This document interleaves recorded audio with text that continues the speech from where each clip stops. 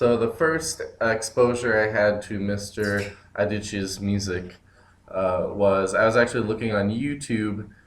I'm a trumpet player, and I was looking on YouTube for trumpet pieces that I had not heard of before. And I happened to come across his Rhapsody for Trumpet and Orchestra, and my first thought was just, wow, this is an extremely beautiful piece of music. I was a little biased because I'm a trumpet player and it's a trumpet solo.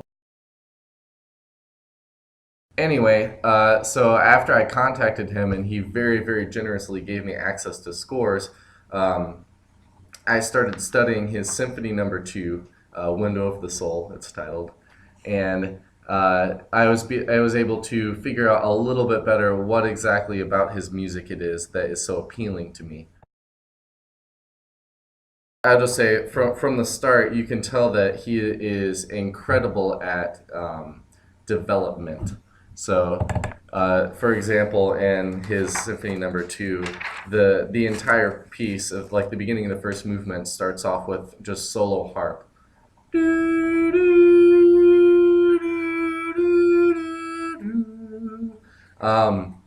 So he uses that one motive and he develops it throughout the entire rest of the movement. All 19 minutes of the first movement are based off of this motive for the most part, and any other motives that come in afterwards end up going back to this initial motive, this initial harp motive.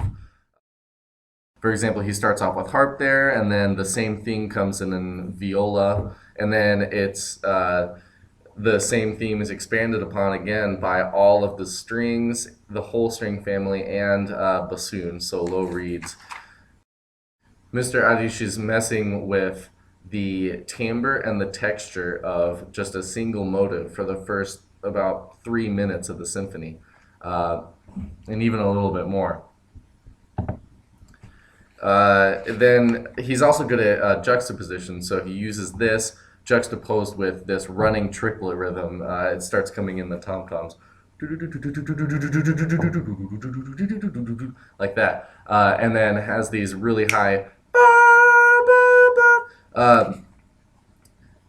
just a very, very, very loud and intense, aggressive texture of a development of the same motive that was put very eloquently by harp at the beginning.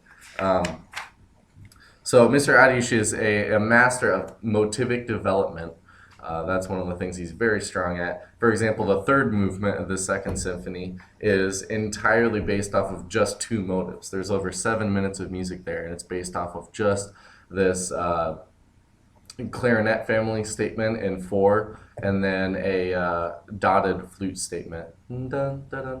All 7.5 minutes of that movement are based entirely off of those 2 motives. But you don't lose focus as a listener. As a listener, I keep my interest the whole time because he is so accomplished at changing the motives, developing them, using different instruments, different instrument groups. He'll change around everything so much that you don't think, oh, this is just the same motive that it was before. You think, wow, it gives the piece a sense of unity, and it allows you to follow what's happening, and it makes me feel very smart to listen to it, and I feel like I know what's happening because I'm familiar with this idea already, but I don't lose my interest because he uses a different tone color, a different instrument, or a different harmonic accompaniment for it, and you keep your interest the whole time. It's very impressive. Mr. Ajdič's music is also very tonal in nature. This is from the mid-80s to 90s, I think. Usually at the beginning of each movement, you'll get a tonal center. So for example, the opening harp idea is in B flat minor. The third movement is in A minor the whole time. It takes a very, very long time for him to develop out of these. He uses a lot of falling third relationships. So chords and the first one starts in B flat and it goes G flat, E flat, falling third relationships like that. He uses a lot of modality, so he'll take a scale, say a minor scale, and then lower the second degree and raise the third degree, so you have this nice la, da, da, da, da, da, da, da, stuff like that. He'll use modes such as this a lot. and iterating different scale degrees of that can really add some harmonic interest to what you're listening to that would normally just be in A minor. When he does change tonal centers in his music, it's often quite unexpected. He'll use either a chromatic chord or just simply a chord that, so a chromatic chord meaning a chord that is not in the mode or has an accidental a note that's not in the mode that he was using before. And then he can also just use chords that you weren't quite expecting to hear at the time. He's very, very good at placing those so that you'll hear them and it'll come as a surprise to your ear. I'll hear at the beginning we're in B flat minor, and then all of a sudden, I hear either a B flat major chord or maybe an E flat major chord. It just comes out of nowhere and it's a surprise. It's not too jolting, but it just keeps me interested. I hear that and I go, oh. So the last thing I want to talk about in this very brief response is that going along with the development we talked about before, Mr. Ajdič's music is almost literary in the way it builds. So this is talking about the work as a whole, the Symphony Number 2 as a whole. You can take this at the beginning, like it'll start right here, oh, tension builds, and then it comes back down a little bit, and then tension builds. And it just keeps going, the tension keeps building throughout, up and down, and then finally you build up to this climactic moment.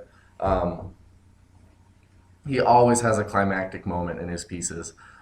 It's where the tension is building the most, like you don't know what's gonna happen. It'll be full texture, percussion going, all of the winds playing these huge chords, the brass, it's loud, it's intense, it's aggressive, and then it'll fizzle back down to this resolution some of the time, and then sometimes he doesn't really give you. At the very end of the symphony, he gives you a tonal resolution, but it's not necessarily relaxed. You have